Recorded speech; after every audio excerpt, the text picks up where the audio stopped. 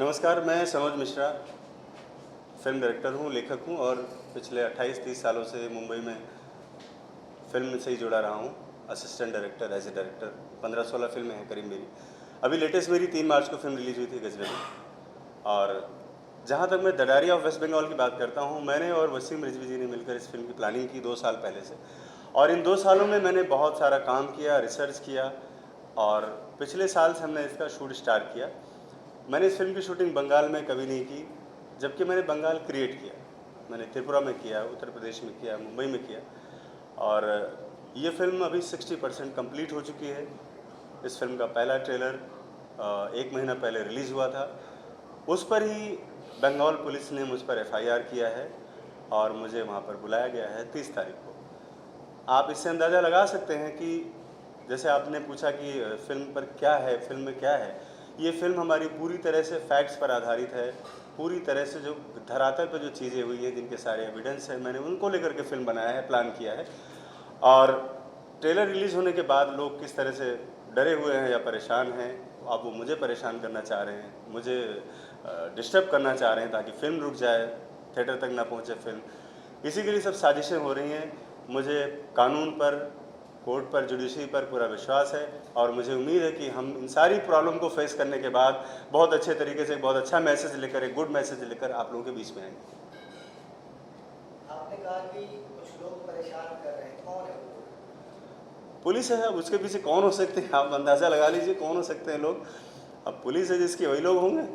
और पुलिस को ये चीज़ें क्रिमिनल लग रहा हूँ मैं, जैसे कोई टेररिस्ट हूँ या मैं कोई देशद्रोही हूँ। मैं एक राइटर हूँ, लिखता हूँ, समाज पर लिखता हूँ, देश के लिए लिखता हूँ। और मुझे नहीं लगता है कि जिस तरह से आपको मना किया जाए कि आप किसी का न्यूज़ मत कवर करो, इनको मत दिखाओ, आप तो लोकतंत्र का चौथा स्तंभ हो।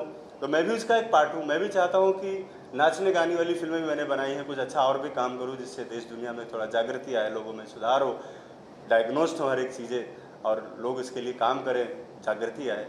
तो हर आदमी का हक बनता है। मैंने भी ऐसे किया, मैंने कोई क्राइम नहीं किया है, लेकिन मुझे बिना वजह फंसाया जा रहा है, मुझे ट्रैप किया जा रहा है कि मैं कलकत्ता जाऊँ, जेल में जाऊँ, वहाँ मार दिया जाऊँ। ये हो रहा और कुछ नहीं। आपको लगता है कि आपको अगर बुलाया जाएगा और आप जाएंगे तो आपको अरेस्ट कर लिया जाएगा? हाँ, ऑफ कोर्स मुझे अरेस्ट किया जाएगा, इसीलिए तो बुलाया गया है। मुझे वहाँ बिठाने के लिए नहीं बुलाएंगे वो लोग।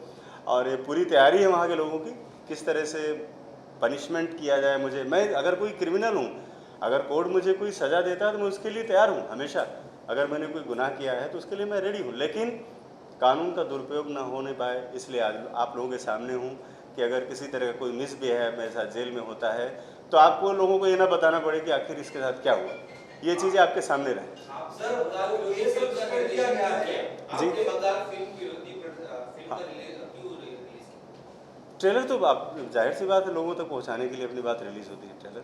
ट्रेलर रिलीज़ करने का सब लोग करते हैं। विरोधी फिल्म है ना ये, तो बंगाल विरोधी की बात नहीं है। बंगाल भी मेरा ही है, बंगाल भी देश का हिस्सा है और मैं भी बंगाल का हूँ। मैंने बंगाल में बहुत सारा समय दिया है, मैं उसका दुश्मन थोड़े वहाँ का हूँ।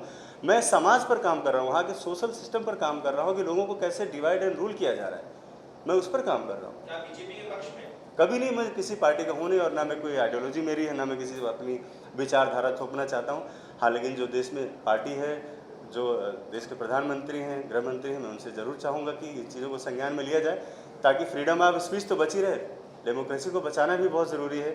और ये डेमोक्रेसी पर एक हमला एक तरह से देखा जाए कि इतनी बड़ी बड़ी घटनाएँ हो जाती हैं, उनके FIR नहीं दर्ज होते हैं। और मैंने एक फिल्म बनाई, उस पर मुझे कोर्ट में घसीटा जा रहा है, मुझे जेल भेजा जा रहा है। सर, एक बात, एक ममता बनर्जी ने कुछ दिनों पहले जब केरल फिल्म को जी। किया था, मन से ऐलान किया था बैन करने का, उसी समय उन्होंने कहा था कि बंगाल के खिलाफ साजिश हो रही है और बंगाल फाइल्स भी बन रही है। हाँ, ऑफ कोर्स उनको पता था कि मैं फिल्म कर रहा हूँ। अभी 153A जो सेक्शन लगाया गया है, वो दो धर्म विशेष, जाति विशेष के बीच में वैमनस्य पैदा करने का आरोप है। आपकी फिल्म में आपके हिसाब से ऐसा क्या है जिस वजह से इस तरह के सेक्शंस लगाए गए? आप देखिए, आप उस कंटेंट के बारे में बताइए, क्या है फिल्म का कंटेंट। अगर आप पूरी फिल्म देखेंगे और पूरी फिल्म जब देखेंगे तो सेंसर से पास होकर आएगी। और मेरी पहले की भी फिल्म है, मैंने राम जन्मभूमि पर भी फिल्म बनाई, मैंने कश्मीर पर भी फिल्म बनाई है। उन सब में एक अच्छा मैसेज रहा है, मानवता के लिए हमने काम किया है, इंसानियत के लिए काम किया है। और इस देश का रहने वाला हर धर्म का इंसान इसी देश में रहने वाला है, वो कहीं नहीं जाने वाला है। हमें सबको साथ लेकर चलना है। तो हमारी फिल्म में भी ये मैसेज रहेगा। मैं किसी तरह का कोई दुर्भावना से ग्रस्त नहीं हूँ, ना मैं अपनी कोई आइडियोलॉजी मेरी है, ना मैं किसी भी तरह का कोई नफरत है मेरे अंदर। मैं चाहता हूँ कि जो देश में जो माहौल है जो बंगाल में खास तौर पे जिसको लेकर लोग उंगलियां उठाते हैं, वो चीज़ें खत्म होनी चाहिए। आदमी को आदमी के साथ जुड़कर काम करना चाहिए और तुष्टीकरण की राजनीति नहीं होनी चाहिए। राजनीति डेवलपमेंट के लिए होनी चाहिए।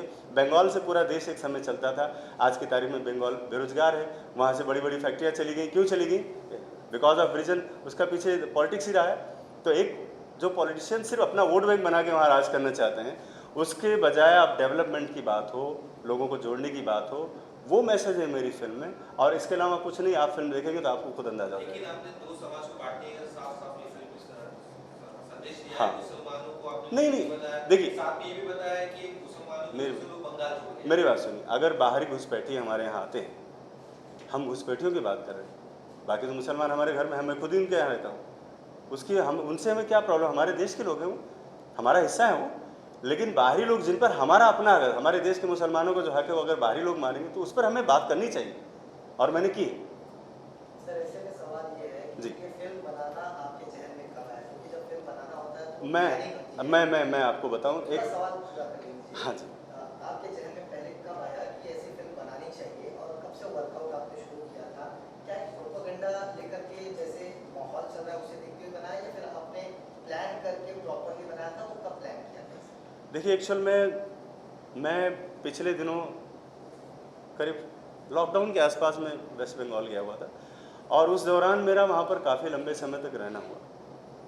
उस लंबे समय में मैंने बहुत सारे ऐसे लोगों से मैं वहाँ पर मिला, मैं वहाँ ह्यूमन राइट्स के लोगों से मिला, जिनसे मुझे वहाँ पर बहुत सारी कुछ ऐसे जानकारियाँ मिली, और मुझे लगा कि जो चीज़ें जिसके लिए ह्यूमन राइट्स फाइट करते हैं और लोग उसके लिए परेशान हैं, लोग जिन पर गवर्नमेंट वहाँ की नहीं सुनती है, ऐसे बहुत सारे वाक़यात और केस हैं जहाँ पर हमें काम करना चाहिए।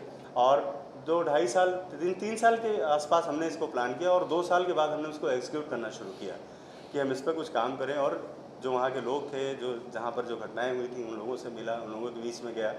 उसके बाद हम लोगों ने प्लान किया कि अब इस पर हमें फिल्म बनाना चाहिए। ये कोई एक दिन का या प्रोपेगेंडा करके पब्लिसिटी हासिल करने का कोई मेरा वो नहीं है। मीडिया में आने का फिर रीज़न सिर्फ यही है कि मुझे नाजायज़ परेशान न किया जाए, बस, और कुछ भी नहीं। मिश्रा जी, मेरा एक सवाल, इसमें 2 सवाल है। जी। पहले तो क्या आप एक कोर्ट कानूनी ऑप्शन की तरफ जा रहे हैं, इंटरिम बीट या इस तरह का कोई हाँ। ऑप्शन चीज़ तौर पे देख रहे हैं?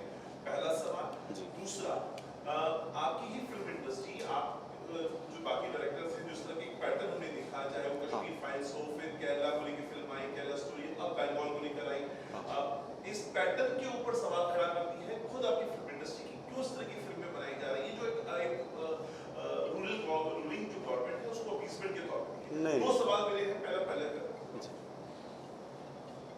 देखिए, जहाँ तक रूलिंग गवर्नमेंट की बात है, तो रूलिंग गवर्नमेंट में इतने सारे लोग हैं, और पहली बात मैं आज भी बोल रहा हूँ और 5 साल बाद भी आपसे रहूँगा अगर जिंदा, तो यही बात होगी कि मेरा कोई इंटेंशन नहीं है। और मुझे लगता है भाई, और लोगों का नहीं, मुझे पता है कि उन्होंने क्या इंटेंशन रहा, किस लिए फिल्म बनाई उन्होंने, लेकिन मेरा सिर्फ और सिर्फ है कि हमारा सोशल सिस्टम, हमारा समाज, हमारा देश, इसके अलावा मुझे किसी से कोई फ़ायदा नहीं चाहिए। मुझे कोई भी इस तरह का कोई गॉसिप में मैं आना चाहता हूँ। और जैसे आपने कहा कि इस तरह की फिल्में, तो इसका एक जवाब यही है कि इस तरह की फिल्मों का मतलब नहीं है, जो भी पहले फिल्में बनी हैं उन्होंने उस दर्द को, चाहे कश्मीर पर रहा हो, उन्होंने दर्द को सिर्फ 1% ही दिखा पाया है। एक्चुअल में जो वहाँ का जो पेन हुआ, वहाँ जो जेनोसाइड हुआ है, उसको तो कोई सिनेमा फिल्मकार जो है उसको पर्दे पर उतार ही नहीं सकता है। तो वो दर्द लोगों के सामने तो कम से कम आए, और ऐसी बातों की पुनरावृत्ति ना हो, फिर से दोबारा ना फिर दोहराया जाए, इसलिए ऐसी फिल्मों का बनना भी ज़रूरी है। और मुझे लगता है कि ये भी एक अपने तरह की देशभक्ति है और सोशल सिस्टम है, सोशल वर्कर है। आपके खिलाफ मामला दर्ज हुआ है जी। और कब आपको क्या नोटिस दिया और कब जाना? मुझे कल मेल द्वारा नोटिस मिला है मुझे, और मुझे 30 तारीख को वहाँ बुलाया गया है। बाकी लीगल टीम मेरी बात कर रही है कैसे क्या करना है मुझे।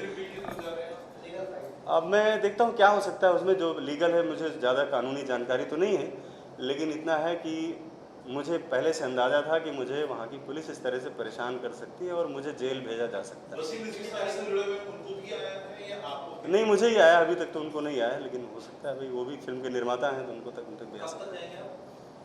है। मैं मेरे ख्याल से कल जाऊँगा, मैं कलकत्ता, इसलिए आज आपसे लोग मिला। एक सवाल ये भी है कि इसमें जो आपने जो सारी चीज़ें दिखाई है, जी। ये आपने कहा 3-4 साल पहले से आपकी रिसर्च शुरू हुई, लेकिन कुछ वाक़ये ऐसे हैं जो रिसेंट में हुए। हाँ, आज तक की कहानी है। मैं जब से शेरशाह सूरी का जब से वहाँ पर शासन था, वहाँ से मेरी फिल्म शुरू होगी।